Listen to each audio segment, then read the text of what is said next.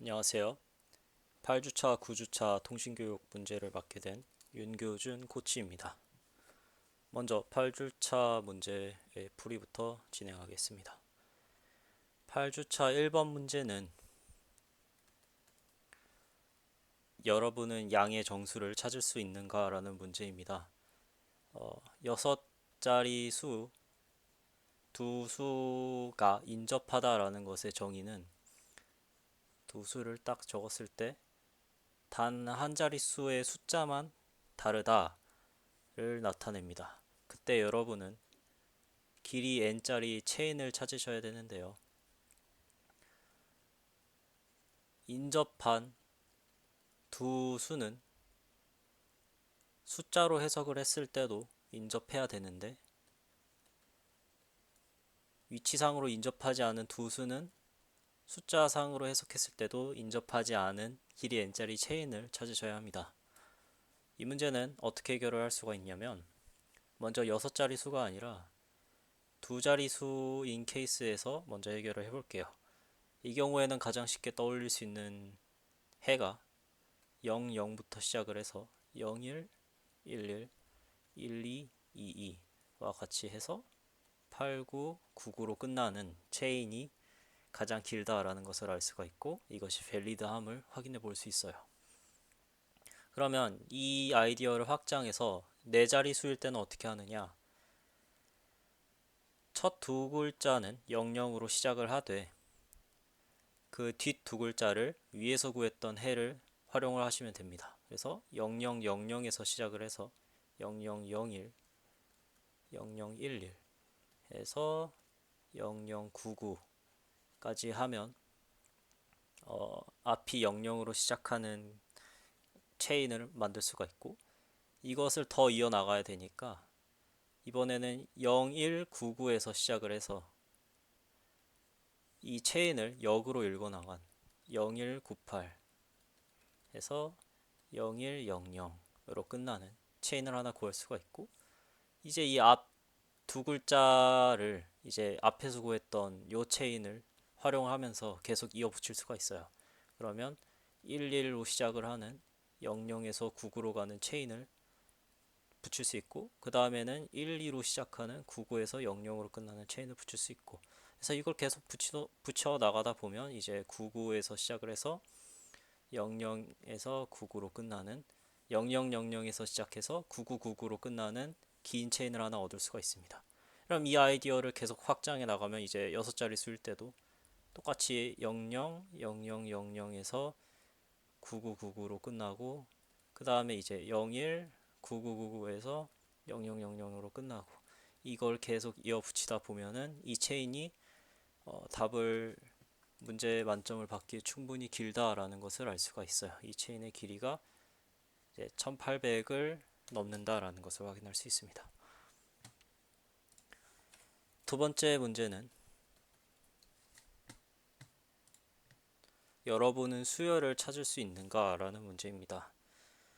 이 문제는 n개의 과목에 대한 선이수 관계가 대그 형태로 주어져요. 문제 입력에서는 다음과 같이 그래프가 주어집니다.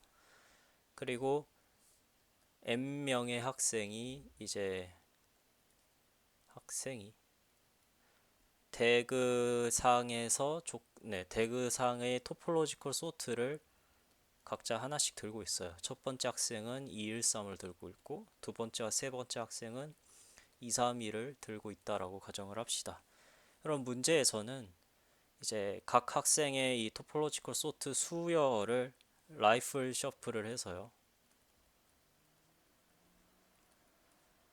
그렇게 얻어진 길이 nm의 긴 수열을 입력으로 줍니다. 그러면 여러분은 이제 각 수를 어떤 학생에게 배정할 수 있는지 가능한 예시를 아무거나 하나 찾으면 됩니다. 이 문제를 푸는 가장 쉬운 방법은요. 그래프를 입력을 받지 말고 입력 가장 마지막에 주어지는 요 긴 수열만 보는 겁니다. 수열만 보면서 첫 번째로 등장하는 1을 첫 번째 학생에게, 두 번째로 등장하는 1을 두 번째 학생에게, 세 번째로 등장하는 1을 세 번째 학생에게, 이것을 각 수에 대해서 동일하게 수행을 해주면요, 이것 또한 답이 됨을 확인할 수가 있어요. 실제로 해보면 답이 되죠? 왜냐하면 213은 올바른 토폴로지컬 소트니까. 그럼 이것이 왜 되느냐를 증명할 수 있어야 되는데, 이것이 왜 성립을 하냐면요, 먼저 이런 방식으로 각수를 학생에게 부여를 했을 때 처음으로 모순이 생기는 순간을 관찰해 봅시다.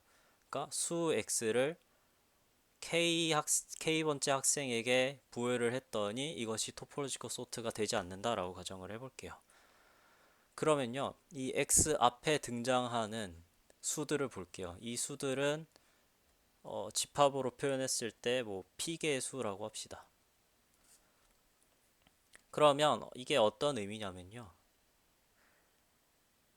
K번 학생은 이미 V1부터 VP까지를 전부 이수한 상태라고 해석을 할 수가 있어요. 네. 그러니까 앞에 수들 중에서 K번 이상으로 등장한 수들을 모아놨을 때 K번째 학생은 그 수들을 그 수에 해당하는 이제 과목들을 전부 이수한 상태고, 그 다음에 X를 이수할 수 없었다라는 의미는 뭐냐면요, 어떤 학생이 어떤 순서로 이 과목들을 선택하더라도 X를 이수할 수 없다라는 모순에 빠지게 됩니다. 즉 답이 없다라는 거죠. 하지만 우리 입력 이 제한을 보면 모든 입력에는 답이 있음이 보장된다고 적혀 있기 때문에 그런 케이스가 주어지지가 않아요. 네. 따라서 이런 모순이 발생하지가 않습니다. 다음으로 3번 문제, 여러분은 문자열을 찾을 수 있는가를 살펴봅시다. 이 문제는 이제 S라는 문자열이 주어질 때 여러분은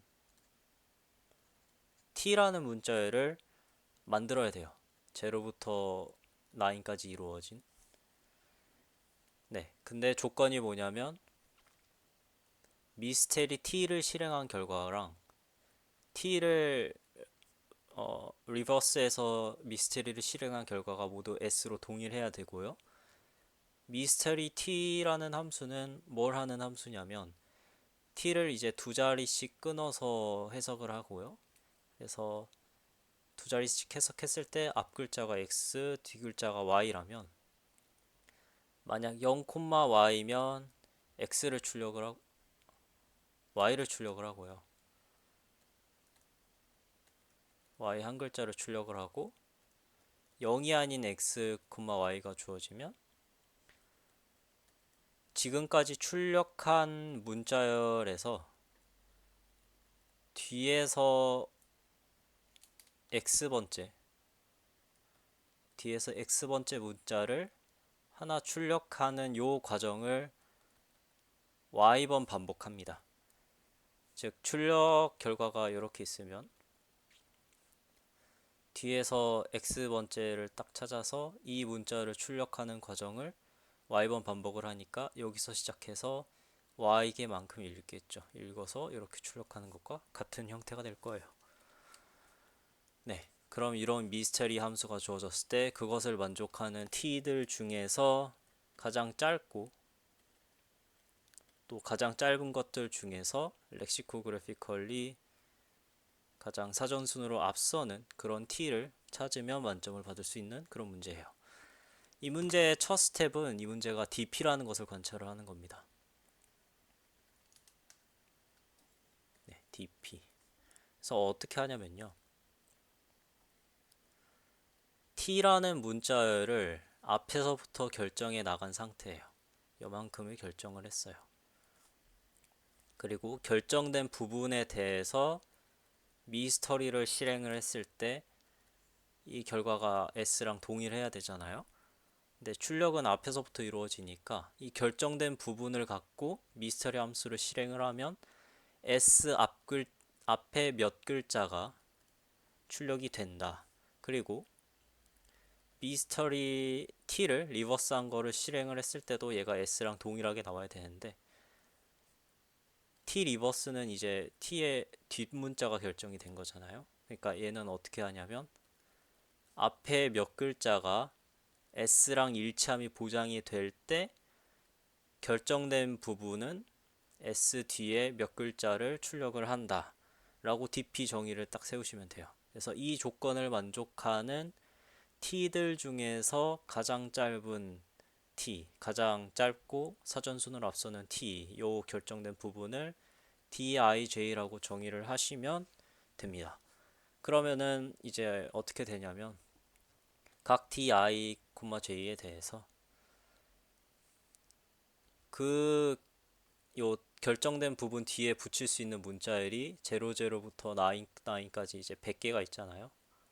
그래서 각 100가지의 트랜시션이 있는 거죠. 각각을 붙였을 때 이제 요 미스터리 T를 실행을 하면 얼마만큼이 더 출력이 되는지, 리버스를 실행을 하면 뒤에서 얼마만큼이 더 출력이 되는지를 관찰해 보시면 트랜시션이 100개가 있는 거고요. 그러면 얘를 직접 구현을 하시면 스테이트가 이제 S 길이 제곱계가 있고 전이 과정이 100개가 있고요. 그 다음에 각각의 전이 과정에 대해서 DP 값을 비교를 해야 되는데 이거는 스트링의 대소 관계를 비교를 해야 돼서 답 길이만큼의 시간이 걸려요. 그래서 이걸 짜시면은 요 100이라는 상수 때문에 시간 초과가 걸리게 됩니다. 그럼 여기서 이제 시간 초과를 받고 다른 접근을 생각을 해야 되는데 이 DP를 그래프로 해석을 하는 거예요. 그래프로 해석을 하면 이제 각 스테이트를 정점으로 봅시다. 그러면 i, j라는 정점이 있고 그 정점에서 이제 트랜지션이 100개가 있는 거죠. 그 트랜지션을 간선으로 표현을 하고요. 간선에는 이제 문자열이 각각 적혀 있는 거죠. 그럼 요 그래프에서 여러분은 뭘 해야 되냐면 어떤 정점에서 고정된 정점에서 다른 고정된 정점으로 가는 가장 짧고 사전순으로 가장 빠른 패스를 찾으셔야 되는데요. 이것은 어떻게 구현을 할 수가 있냐면 쇼티스트 패스에서 사용되지 않는 간선들을 다 쳐냅시다. 얘는 BFS로 찾을 수가 있죠. 그런 간선들을 다 쳐내고 나면 그래프가 이런 레이어들 여러 개로 이루어진 이런 그래프가 얻어지죠. 여기서 이제 가중치가 가장 작은 것을 먼저 방문하는 그런 DFS를 수행을 하시면 답을 찾아낼 수가 있어요. 네. 그러면 이 경우에는 이제 BFS 한 번, DFS 한 번을 돌아야 되는데 각각의 이제 시간 복잡도가 정점 더하기 간선이죠. 근데 간선수가 월등히 많고 간선수는 스테이트 개수 제곱에 이제 100가지가 있으니까 요 답의 길이만큼에 해당하는 부분이 떨어져 나가서 이 경우는 정답 100점을 받을 수가 있습니다. 다음으로 4번 문제는 여러분은 확률을 구할 수 있는가 라는 문제인데요. 이 문제는 트리가 주어졌을 때 각 정점에 이제 폭탄이 숨겨져 있을 수도 있고 숨겨지지 않을 수도 있어요. 그리고 각 정점에 대해서 이 정점과 가장 먼 폭탄이 숨겨진 정점까지의 거리가 정확하게 주어집니다. 이 값들이 모든 정점에 대해서 다 주어져요. 그러면 이 정보를 바탕으로 각 정점에 폭탄이 숨겨질 확률을 정렬해서 출력을 하는 문제예요. 조건부 확률이죠. 그러니까 J1 정점에 폭탄이 숨겨질 확률 바 인포메이션가 되는 거죠. 주어진 정보를 바탕으로 해석을 했을 때 이런 조건부 확률을 계산하는 문제예요. 이 문제는 여러 가지 스텝들이 필요한데요. 먼저 폭탄이 아예 설치되지 않았을, 그러니까 폭탄이 설치될 수 있는 그런 후보 정점들을 먼저 계산을 해야 돼요. 이 DI라는 정보는 뭘 주냐면 모든 폭탄은 I에서 DI만큼 떨어진 요 안에 있다라는 정보를 주기 때문에 I에서 DI 이내인 정점들의 교집합에만, 그런 정점들에만 폭탄이 설치되어 있을 수 있어요. 여기에 해당되지 않는, 여기에 속하지 않는 정점들에 대해선 확률이 0입니다. 그러면 요런 집합들의 교집합을 어떻게 구할 수 있냐? 이것은 되게 쉬운데요. V에서 알파만큼 떨어진 정점들과 U에서 베타만큼 떨어진 정점들의 교집합은요, 어떻게 표현을 할 수가 있냐면 UV 사이 어떤 경로 위에 M이라는 정점을 잡고 거기서 이제 알파, 베타의 적절한 평균을 잡으면, 델타를 잡으면 이 둘의 교집합이 M에서 델타만큼 떨어진 정점들의 집합으로 동일하게 잡을 수 있어요. 이런 M과 D를 쉽게 찾을 수가 있습니다.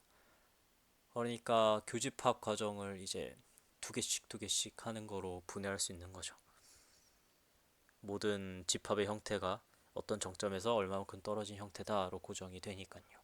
그래서 이 집합은 선형 시간에 계산을 할 수가 있고, 그래서 확률이 0인 정점들을 우리가 모두 찾았습니다. 이 다음이 살짝 어려운데요. 폭탄이 설치된 후보들은 일단 커넥티드 서브 트리죠. 커넥티드 된 어떤 스패닝 트리예요. 그래서 그것들만 가지고 지름을 찾습니다. 그래서 그것들의 지름이 다음과 같은 형태라고 합시다. 그러면 그 후보 정점들까지 모두 표현한 트리는 이런 형태가 될 거고요. 그 다음에 실제 입력에서 주어진 모든 정점을 표현을 하면 이런 형태로 확장이 될 거예요. 여기에도 막 트리가 달리고. 편의상 대충 그립시다. 이제 여러 가지 관찰을 해야 되는데요. 첫째로 우리가 DI라는 정보들을 갖고 알아낼 수 있는 조건부 확률들은 다 어디에 연관이 되어 있냐면 요 보라색 서브트리의 리프들에 관련이 되어 있어요. 그래서 보라색 서브트리의 요 리프들을 잡았을 때 이 초록색 정점들의 확률은 모두 2분의 1보다 커요. 그리고 초록색 정점에 해당되지 않는 요 보라색 영역에 해당되는 정점들은, 보라색들의 이제 확률은 정확히 2분의 1과 같습니다. 설치되어 있을 수도 있고 안 되어 있을 수도 있어요. 그것이 DI에 영향을 주지 않아요. 네. 그래서 그 다음에 이 각각의 정점들의 집합을 뭐 I들이라고 표현을 해봅시다. 요 리프들의 집합이에요. 그러면 요 집합이 이제 지름 길이 더하기 1개만큼 있을 텐데, 같은 집합에 속하는 요 정점들은요, 확률이 전부 같아요.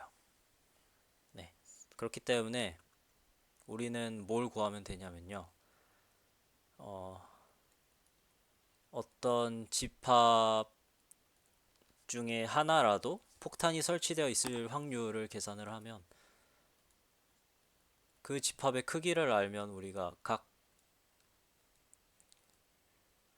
네, 요 각 집합에 속한 각 정점들의 확률을 계산을 할 수가 있어요. 우리는 직접 얘를 계산하지 않아도 되긴 하는데, 뭐 아무튼 계산을 할 수 있으니까 이것에 집중을 해봅시다. 그러니까 리프들 중에서 적어도 하나라도 폭탄이 설치되어 있을 확률만 계산을 하면 돼요.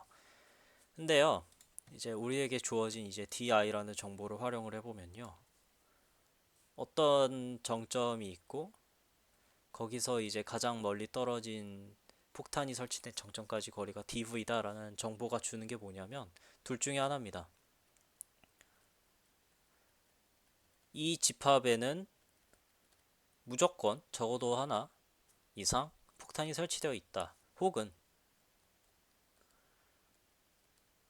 모든 집합에서 딱 하나를 뺐을 때 거기에 폭탄이 설치되어 있다. 예요. 네. 그래서 1번 케이스들을 잘 처리하고 나면 얘들을 네, 모든 남은 집합들을 다 이런 형태로 바꿀 수가 있고요. 그리고 이게 모든 i에 대해서 주어지거든요. 그러니까 우리가 갖고 있는 정보가 뭐 예를 들어 다음과 같은 형태인 거죠. 이 중에 하나는 무조건 설치되어 있고 이 중에 하나도 무조건 설치되어 있고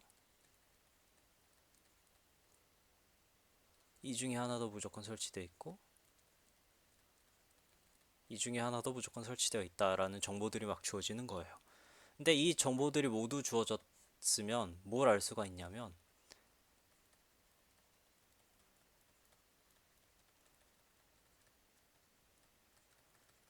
각 집합에서 적어도 하나 이상의 폭탄이 숨겨질 확률이 모두 동일하다라는 것을 증명할 수가 있습니다. 그래서 이 확률들이 전부 같아서요.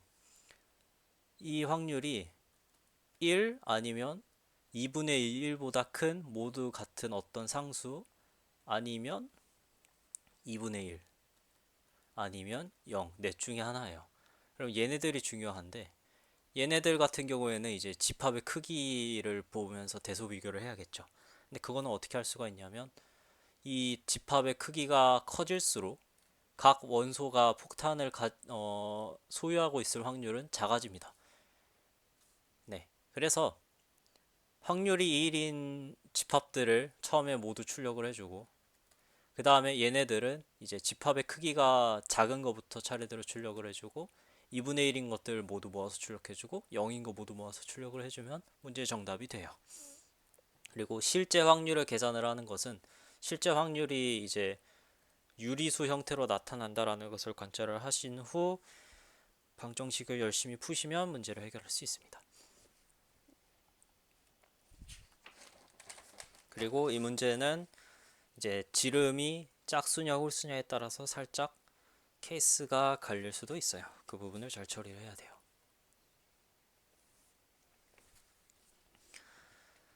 다음 5번 문제는 여러분은 할 수 있는가? 라는 문제고요. 19개 정점으로 이루어진 어떤 기본 그래프를 여러분이 만들어야 돼요. 그리고 500개의 간선 집합들을 만들어야 돼요. 간선 집합들을 만들어야 되고 각각에 속한 간선들의 개수는 17개 이하여야 됩니다. 그랬을 때 이제 1 이상 500 이하의 K들에 대해서 이제 기본 그래프에서 간선 집합을 추가한 그래프를 GK라고 부를게요. 그럼 이 GK라는 그래프는 3컬러링의 개수가 정확하게 6K 가져야 돼요. 그래서 이 조건을 만족을 하도록 여러분이 이 기본 그래프 G0랑 U1부터 U500까지의 간선 집합을 아무거나 하나 컨스트럭트 하면 됩니다. 이 문제는 풀이가 아주 다양한데요. 여러분의 수준에서 할 수 있는 가장 간단한 방법은 다음과 같습니다. 먼저 G0를 다음과 같이 선언을 합니다. 1, 2, 3이 이렇게 하나의 큰 사이클을 이루고 있고 다음에 4부터 19까지가 이렇게 긴 체인으로 연결되어 있고 편의상 1과 4를 이읍시다. 그래서 이런 것을 이제 G0라고 잡을게요. 이러면 이제 각 정점에 이제 3컬러링의 개수는 항상 3팩의 배수기 때문에 편의상 1번 정점에는 1번 컬러, 2번 정점에 2번 컬러, 3번 정점엔 3번 컬러가 배정된다라고 가정을 할게요. 그러면 이 경우에서 이제 이 뒷부분을 칠하는 경우의 수가 K가지인 6K들을 찾으면 되겠죠. 그래서 우리는 간선을 어떻게 이을 거냐면요. 복잡하게 잊지 않고 요 사이클 3개랑 요 뒤에 달린 꼬리들 사이에서만 이분 그래프처럼 간선을 추가한다라고 가정을 할게요. 그리고 이 경우에서의 답을 우린 찾을 거예요. 만약에 이렇게 이어진 그래프가 주어졌을 때 여러분이 3 컬러링의 개수를 세라라는 문제를 풀게 된다면 아주 쉽게 DP를 떠올릴 수 있을 거예요. 어떻게 하냐면 1, 2, 3이 있고 이제 4부터 이제 V-1까지 있고 여러분이 지금 V의 컬러를 결정하고 있는 상태예요. 앞에 색깔들은 다 결정이 되어 있고. 그러면 뭐만 보면 어떤 것을 관리를 하면 되냐면요. 각 정점에 대해서 그 정점을 예를 들어 V에 대해서는 이제 V를 색깔 1로 칠하는 경우의 수, 색깔 2로 칠하는 경우의 수, 3으로 칠하는 경우의 수라는 요 값을 들고 다니면 되죠. 네. 그래서 만약에 V-1의 그 DP 값이 A, B, C라면 V의 DP 값은 어떻게 될까요?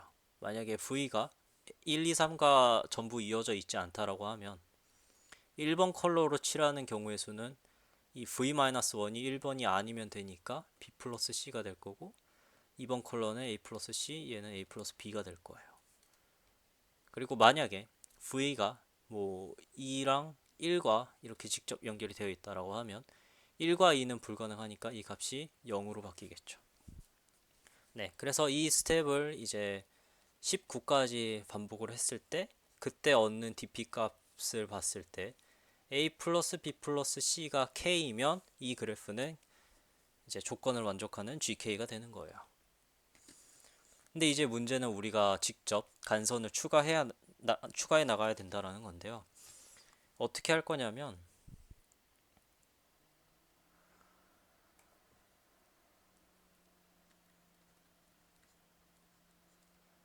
이제 V가 여기 있고 V-1이 여기 있다고 할게요. 얘를 스테이트를 살짝 꼬아서 만들면 돼요. 그러니까 여러분이 V에서 할 수 있는 작업은 얘를 1과 직접 이을 것인가 2와 직접 이을 것인가 3과 직접 이을 것인가 하는 2의 3승까지 8가지의 베리에이션이 있는 거고 그 다음에 우리가 관리해야 되는 DP 값은 A, B, C 요 세 수니까요. 스테이트를 V, A, B, C로 잡고 그 다음에 각각에 대한 트랜지션 8개를 잡는 거죠. 네. 그래서 첫 번째 트랜지션은 V를 1과도 있지 않고 2과도 있지 않고 3과도 있지 않는 거. 마지막 스테이트는 1과도 있고 2과도 있고 3과도 있는 경우의 수. 이렇게 될 거예요. 그러면 여러분은 무엇을 하면 되냐면요. 이제 3, 뭐 아니죠. 어떤 시작 스테이트에서 이제 19, A, B, C라는 스테이트까지 이동을 하는데 이 도착 스테이트에 대해서는 A 플러스 B 플러스 C가 정확하게 K여야 되고 그 다음에 시작 스테이트에서 여기까지 오는데 추가한 간선수가 17개 이하여야 돼요. 그러니까 이 경우는 가중치가 0인 간선, 뭐 이 경우는 가중치가 3인 간선 이렇게 해석을 하면 되는 거죠. 그러면은 이제 실제로 우리가 유의미하게 봐야 되는 스테이트가 되게 적어요. 네. 503승에 뭐 4부터 19까지니까 16. 그러니까 스테이트 개수가 요만큼이 있는 거고 거기서 간선은 이제 2의 3승계만큼 더 달려 있는 거고 거기서 이제 가중치가 0, 3인 BFS를 딱 돌리는 거죠. 그랬을 때 이제 요 조건을 각 K에 대해서 요 조건을 만족하는 최단 경로를 딱 찾으면 그것이 이제 여러분이 찾을 수 있는 그 베스트 간선 집합 UK가 될 거고요. 실제로 이것을 돌려보시면요. 모든 K에 대해서 그 집합이 충분히 작다라는 것을 확인할 수 있어요. 네. 그래서 그것을 돌려서 출력을 하면은 문제를 풀 수가 있다고요. 이것이 여러분이 아마 떠올릴 수 있는 베스트 시나리오고요. 물론 결정론적으로 이 문제를 해결하는 풀이도 있는데 그것은 아주 떠올리기 어려운 풀이입니다. 그래서 그것은 시간이 될 때 다음에 소개를 드리도록 할게요. 이것으로 8주차 풀이를 마치고 9주차로 넘어갑시다. 9주차는 문제 순서와 난이도가 전혀 관련이 없어요. 그것이 의도가 됐고요. 난이도 역순으로 의도된 것은 아니지만 많은 학생들이 역순으로 해석을 한 것 같습니다. 먼저 9-5번 문제는 출석 체크 문제입니다. 네, 이 문제를 안 푸셨다면 통신교육을 안 하고 있다라고 생각을 하려고 냈고요. 대충 이제 9n개가 이렇게 주어지는데 이제 9가 그렇게 꼬여 있지 않은 거죠. 그러니까 1, 2번만 교차하고 2, 3번만 교차하고 그 다음에 7, 1만 교차하는 그런 형태의 9가 주어졌을 때 합집합의 부피를 출력을 하는 문제니까 어떻게 하면 되냐면 이제 각 9의 부피를 더하고 네, 교집합의 부피를 빼면 되죠. 그리고 이것을 계산하는데 필요한 모든 수식이 다 문제에 적혀 있어요. 그래서 그냥 간단하게 구현을 하면 됩니다.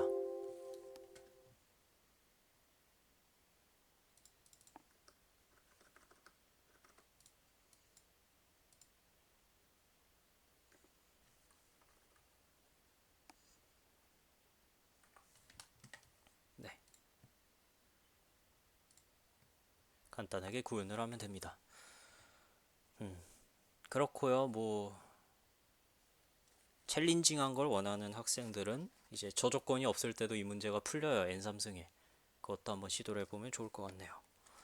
다음으로 이제 그 다음으로 쉬운 문제는 제 생각에는 3번 같아요. 9-3번은 도쿄대 화이팅이라는 문제고요. 이 문제는 뭐냐면 완전 그래프가 주어집니다. 그리고 각 간선은 이제 두 가지 색 중에 하나로 색칠이 되어 있어요. 하지만 여러분은 요 그래프의 모든 간선에 대한 정보는 알 수가 없고요. 어떤 간선의 색에 대한 지리를 최대 2n번까지 날릴 수 있어요.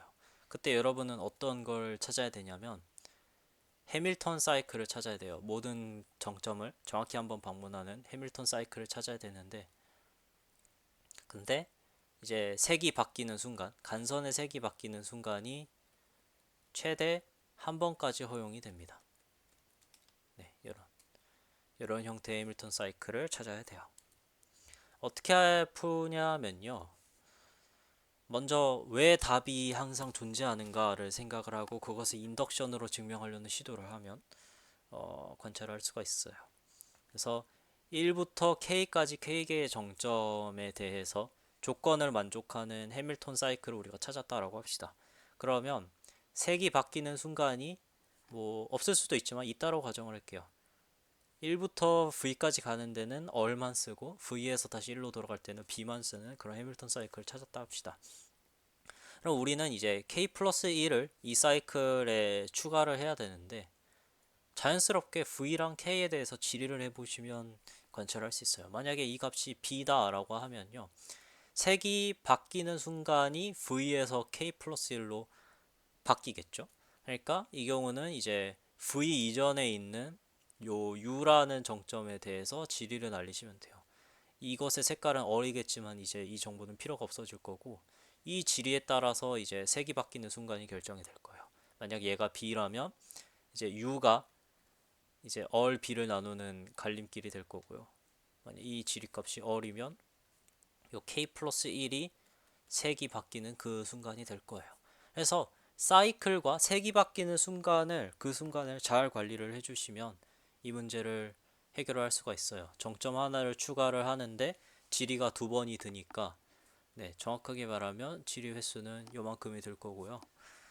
뭐 저거보다 더 적게 하는 풀이도 있습니다. 네, 그 다음으로 쉬운 문제는 제 생각엔 2번과 4번 같은데요. 4번이 아마 올림피아드를 준비하시는 여러분에게는 좀 더 친숙할 것 같으니까 먼저 소개를 드릴게요. 4번은 이제 숙제가 N개가 있어요. 그리고 각각의 분량은 이제 AI입니다. 여러분은 이제 모든 숙제의 분량을 0으로 만들어야 되고요. 대신에 하루는 D시간이에요. 여러분은 이제 각 시간마다 이제 두 가지 행위 중에 하나를 할 텐데요. 물론 아무것도 안 하고 쉬는 백수 엔딩도 있어요. 첫 번째로 여러분이 할 수 있는 거는 하루에 숙제 하나당 이제 분량을 BI만큼 줄일 수가 있어요. 이거 하는 데는 1시간이 걸리고 하루에 딱 한 번밖에 못 해요. 각 숙제에 대해서. 그러니까 많아봤자 N번 하겠죠. 그리고 실제로 그것을 숙제하는 엔딩이 있어요. 이 경우는 시간당 분량이 1만큼 줄고요. 대신에 숙제를 하기 시작을 했으면 숙제가 끝나는 날도 동일해야 돼요. 그러니까 그날에 모든 숙제가 끝나야 됩니다. 네. 이 두 조건을 만족하는 이제 숙제를 모두 끝내는 최소 일수를 여러분은 계산을 하셔야 돼요. 답은 어떻게 할 거냐면 답에 대한 이분 탐색을 할 겁니다. 네. 해서 X일 동안 숙제를 모두 끝낼 수 있는가라는 결정 문제를 해결을 해보도록 합시다. 그러면 첫날부터 x-1일 때까지는 요 2번 선택지를 할 수가 없어요. 얘를 실행을 하려면 그날 모든 숙제를 끝내야 되기 때문에 이날에는 전부 1번 선택지만 계속 하는 거고요. 네. 1. 그 다음에 마지막 하루에 이제 1과 2를 병행을 해서 모든 숙제를 끝낼 수 있는가를 판별을 하면 되겠죠. 그리고 이것을 수식으로 접근을 하기 위해서요. 이 첫 x-1일 동안 여러분이 마법봉을 휘둘렀던, 그러니까 각 숙제에 대해서 여러분이 마법봉을 휘둘렀던 횟수를 ti회라고 했을 때 ti가 가져야 되는 조건들이 뭔지 관찰을 해보도록 합시다. 먼저 첫째로 하루에 각 숙제에 대해서 한 번 마법봉을 휘둘릴 수가 있으니까요. 각 ti는 0 이상 x-1 이하의 정수여야 되고요.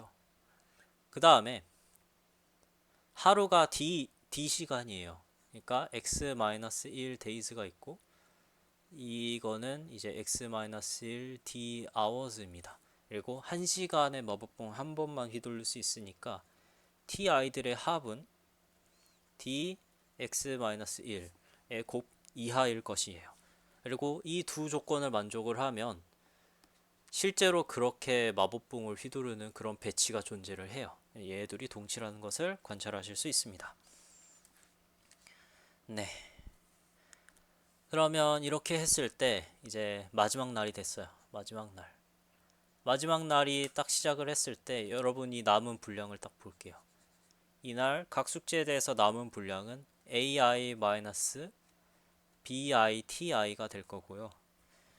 그러면 이 값이 이제 0 이상이냐 0 초과냐 뭐 이런 걸 나눠가면서 하루 안에 1과 2를 병행해서 이 숙제를 전부 끝낼 수 있는지 조건을 봐야겠죠? 근데 그 조건은 뭐랑 동치냐 하면 다음과 동치입니다. 각 숙제에 대해서 이제 남은 숙제 분량이 0 이상이면 이 숙제에 더 시간을 쏟을 필요는 없고요.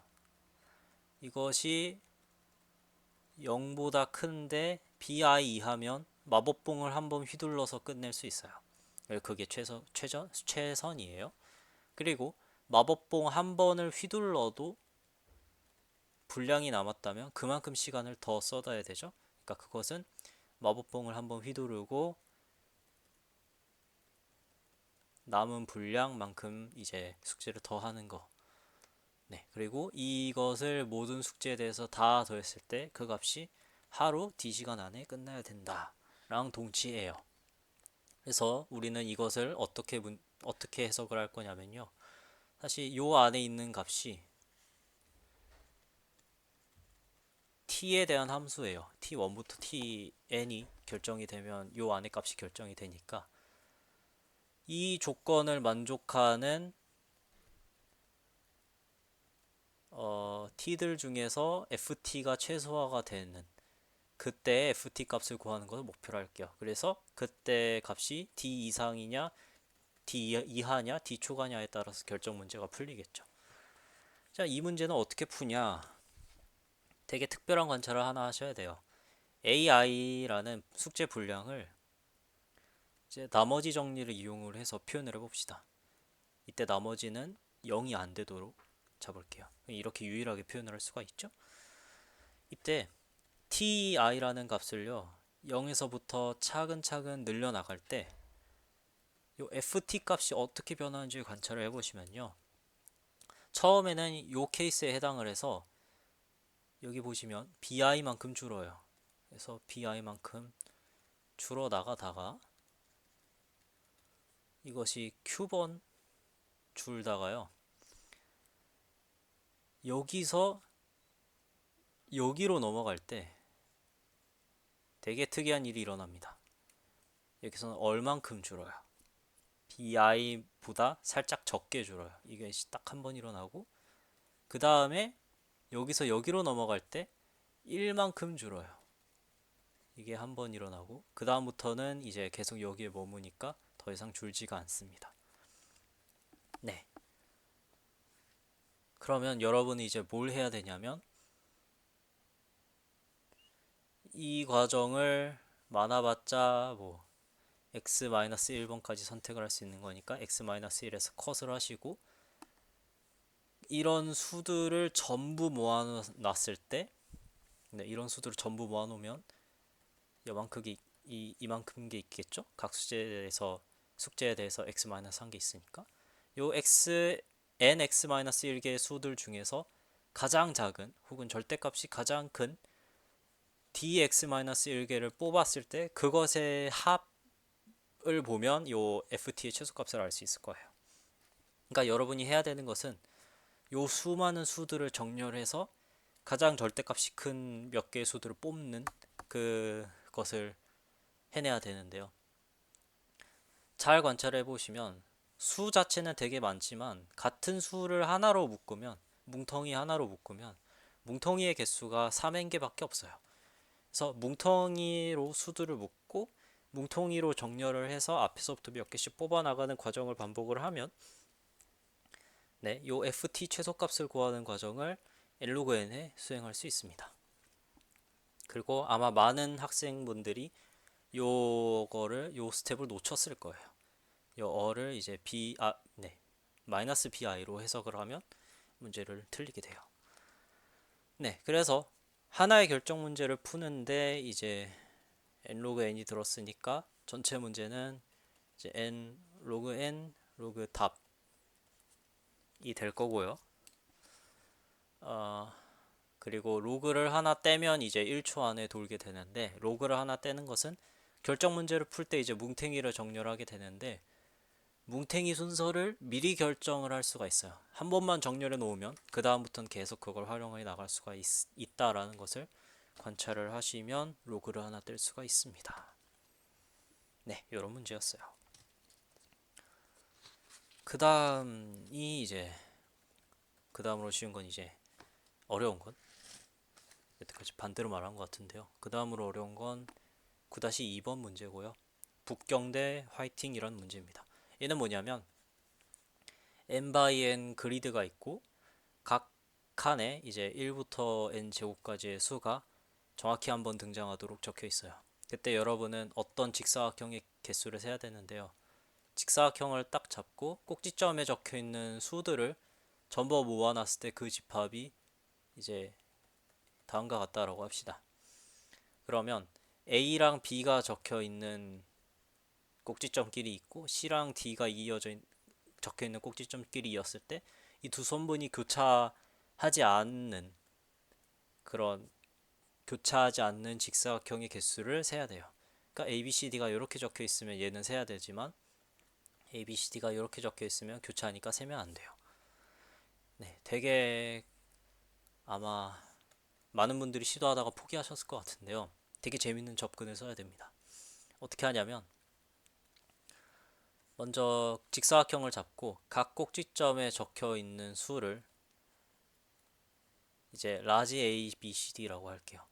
그리고 A, B, C, D 간에 방향성이 있는 그래프를 그려줄 텐데 수가 작은 쪽에서 큰 쪽으로 가도록 방향성을 줘볼게요. 네. 그래서 뭐 가능한 케이스들이 세 가지밖에 없어요. 실제로 나열을 해보시면 1, 2, 3, 4 뭐 일반성을 잃지 않고 1, 2, 3, 4라고 표현을 할 수가 있겠죠? 네. 가능한 그래프를 표현을 하면 요 세 가지밖에 없고요. 그 다음에 방향성을 부여를 해서 이 그래프가 뭘 나타내는지 한번 관찰해 봅시다. 이렇게 될 거예요. 여기서 이제 교차하지 않는 직사각형은 요 위에 두 개고요. 앞에 두 개고, 교차하는 직사각형은 요 뒤에 하나밖에 없어요. 근데 요 앞에 두 개는 가지고 뒤에 하나는 가지지 않는 특성이 뭐냐라고 하면요. 인디그리가 하나 있고 아웃디그리가 하나 있는 정점을 제가 표현을 해볼게요. 그건 얘는 2랑 3이고 얘도 2랑 3인데 여기에는 그런 게 없어요. 네. 그러니까 뭐냐면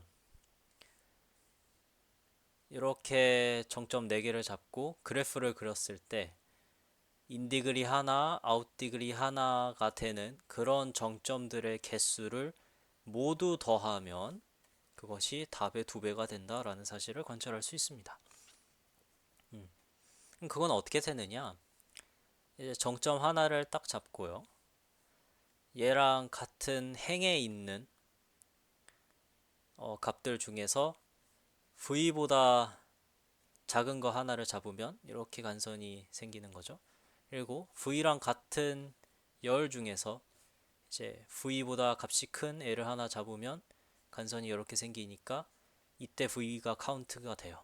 직사각형을 이렇게 잡은 거니까. 다르게 얘기를 하면 각 v에 대해서 얘랑 같은 행에 있는 v보다 작은 수들의 개수랑 얘랑 같은 열에 있는 v보다 큰 애의 수의 개수를 곱하고요. 얘를 이제 대칭적으로 한 번 더 v를 잡고 v보다 큰 애, 작은 애 수 개수를 곱한 것들의 합이 이제 답의 2배가 된다라는 사실을 알 수가 있어요. 여기까지 관찰을 하시고 이걸 세그먼트로 푼 학생이 좀 있었는데요. 거기까지 갈 필요는 없고요. v보다 크다라는 것은요. n-v보다 작은 수들 개수 빼기 1이잖아요. 그러니까 나랑 같은 줄에 있는 v보다 작은 수들의 개수만 바로바로 알아내면 되니까 어떻게 하면 되냐면 v를 1부터 n제곱까지 차례대로 보면서요. 각 행과 각 행에 색칠된 여태까지 본 칸의 수가 몇 개인지 각 열에 대해서 여태까지 본 칸의 개수가 몇 개인지를 각각 행 열마다 그냥 관리를 하면 돼요. 그러니까 길이가 n짜리인 배열 2개를 관리를 하면 되는 거죠. 그걸 관리를 하면서 그냥 단순한 산수 곱셈을 수행을 하면은 이제 n제곱 만에 이 문제를 해결을 할 수 있습니다. 어떤 세그먼트 트리나 어떤 뭐 정렬이나 뭐 이런 테크닉이 필요가 없어요. 되게 떠올리기 어려운 더블 카운팅 문제였어요. 이제 딱 하나 남았네요. 마지막 문제는요.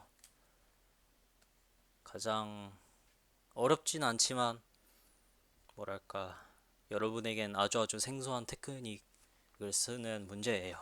그리고 한 학생이 푸셨는데요. 뭐랄까 맞는지 틀린지 모르겠고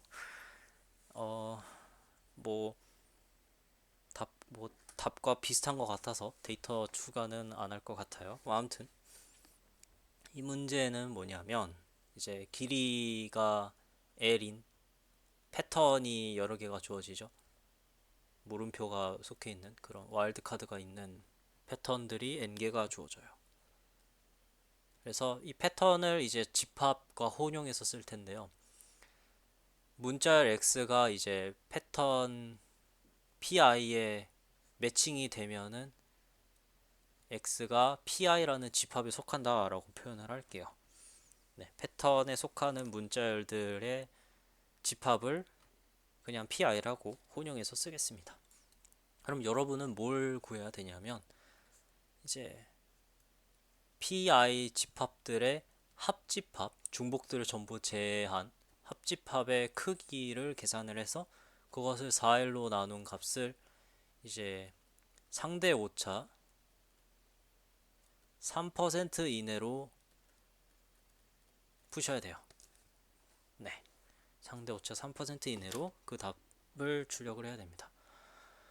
그래서 아마 이 상대 오차라는 부분이 여러분에게 가장 생소하게 다가갔을 거예요. 먼저 많은 학생들이 이제 열심히 시도했던 몬테카를로 풀이를 관찰해 볼게요. 몬테카를로라고 하면 그냥 랜덤하게 문자를 하나 만들어서 그게 패턴에 매칭이 되는지 안 되는지 여부로 직접 주사위를 던져가면서 확률을 유추하는 방법이고요.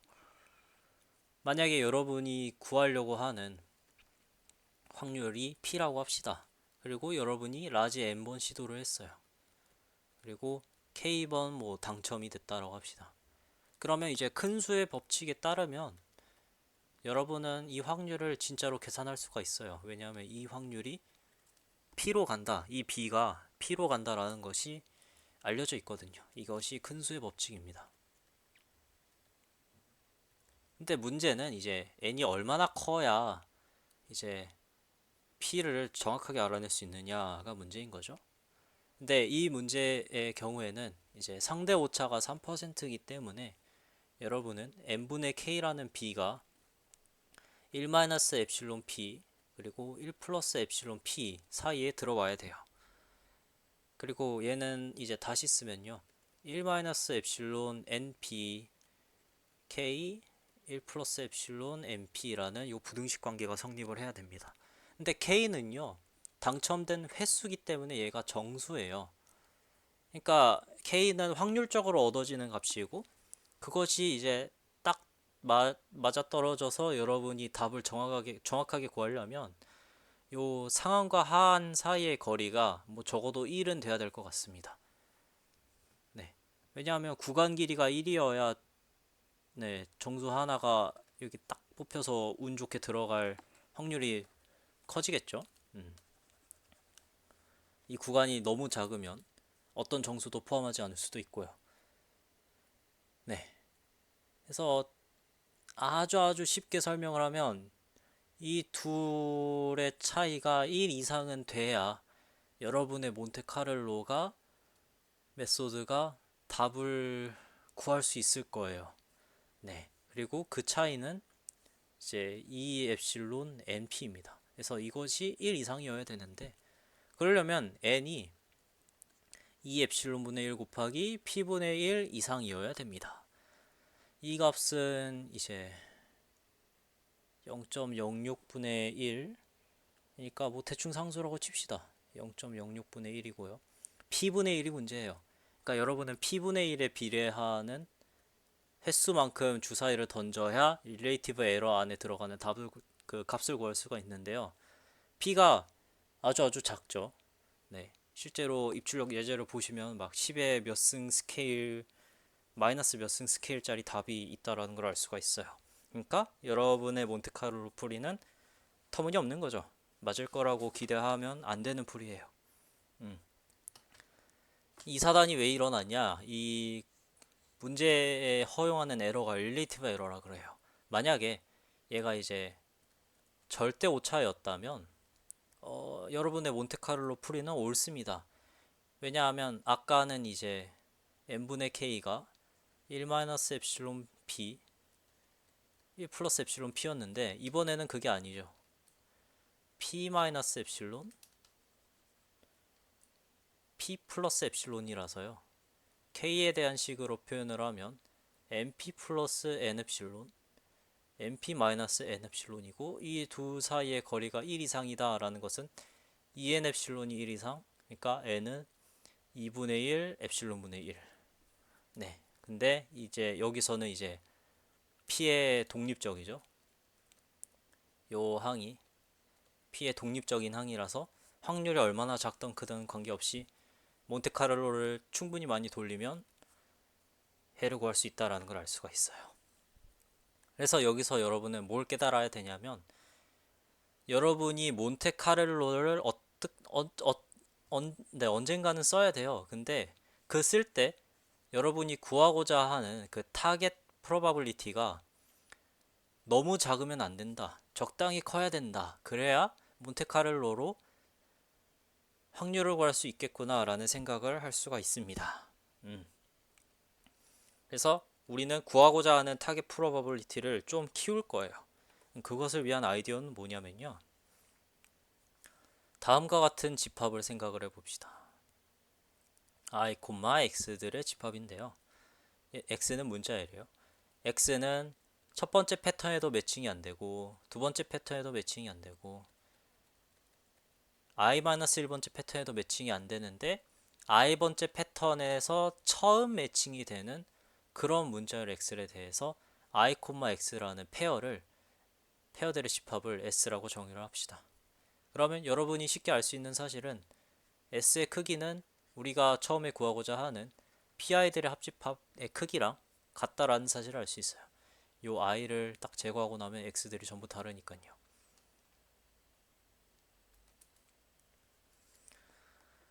네. 그 다음에 s'이라는 함수를 정의를 합시다. 얘는 위에랑 정의가 유사한데요. 위에 것은 i번째 패턴에서 처음 매칭이 되지만 얘는 그것을 무시한 거예요. 그냥 i번째 패턴에서 매칭이 되는 그런 i, x들을 모아놨다라고 합시다. 그러면 s라는 집합은 s'에 속해요. 그리고 이 집합의 가장 강력한 점은 뭐냐면요.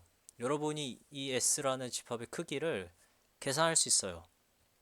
어떻게 하면 되냐면 그냥 각 i에 대해서 pi의 크기를 더하면 되죠. 그 pi의 크기는 뭐냐면 그 물음표 횟수죠. number of 물음표 in 패턴 i. 네. 의 4승짜리라서 이것은 계산을 할 수가 있습니다. 자, 그러면 우리는 이 S'의 크기를 알아요. 하지만 우리는 S라는 크기를 계산을 해야 돼요. 근데 답을 잘 보시면요. 우리가 구하고자 하는 답은 4일분의 PI들의 합집합이고요. 이것이 이 분자가 S랑 같잖아요. 그러니까 어떻게 쓸 수 있냐면 이렇게 쓸 수가 있어요. 그리고 이 값은 알려진 상수입니다. 우리가 계산할 수 있어요. 그리고 이것은 아직 몰라요. 이 확률을 우리가 몰라요. 근데 만약에 이것을 우리가 타겟 프로바빌리티로 잡잖아요. 그러면 이 P가 너무 작진 않아요. 왜냐하면 네. S 프라임이 그러니까 S가 얼마나 작을 수 있냐면 뒤에 X는 같은데 I들이 겹칠 때 이 원소가 줄잖아요. 그래서 S 프라임분의 S는요. 아무리 작아봤자 n분의 1이에요. 그러니까 확률의 하한이 보장이 됩니다. 타겟 확률의 하한이 보장이 되고 그럼 이것에 대해서는 이 값은 어떻게 구하냐? 여기서 이제 몬테카를로를 적용을 하는 거죠. 그러니까 S 프라임에서 유니폼하게 원소 하나를 뽑고 그것이 정말로 이제 S에 속하는지를 보면 되는 건데 S에 속하는지는 이걸 다 직접 계산해 보면 되죠.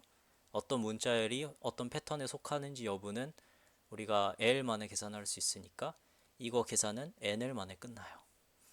그래서 이 과정을 충분히 반복을 하면 우리는 이게 P분의 1에 비례하게 반복을 하면 된다라고 했고 P분의 1이 N밖에 안 되죠. 네. 그러니까 대충 N제곱 L 로그 엡실론 정도의 시간이면 절대 오차가 작은 P를 계산할 수 있어요. 네. 그러니까 P 플러스 마이너스 P 엡실론 이런 값을 구할 수 있고 근데 앞에 곱해지는 값이 있잖아요. 앞에 요항이 곱해지기 때문에 P 엡실론이 적당히 작기만 하면 릴레이티브 에러도 작아져요. 릴레이티브 에러도 작아져요. 그러니까 절대 오차에 아주 작은 상수가 곱해지기 때문에 릴레이티브 에러, 요거에 대한 릴레이티브 에러가, 앱솔루트 에러가 충분히 작아진다. 릴레이티브 에러로 해석을 했을 때 충분히 작아진다라고 해석할 수 있는 거죠. 그러면 이 첫 번째 문제를, 네, n제곱 l에 뭐 적당히 큰 상수를 곱해서 해결을 할 수가 있습니다. 이것의 핵심 아이디어는 타겟 프로버빌리티를 의 하한을 보장시킨다라는 테크닉을 쓴 거고요. 네, 그렇습니다. 그래서 이것으로 8주차, 9주차 총 10문제의 의도된 풀이 설명을 마치고요. 추가적인 궁금증이 있는 학생은 통신교육 사이트에서 질문을 남겨주시면 답변을 드리도록 하겠습니다. 수고하셨습니다.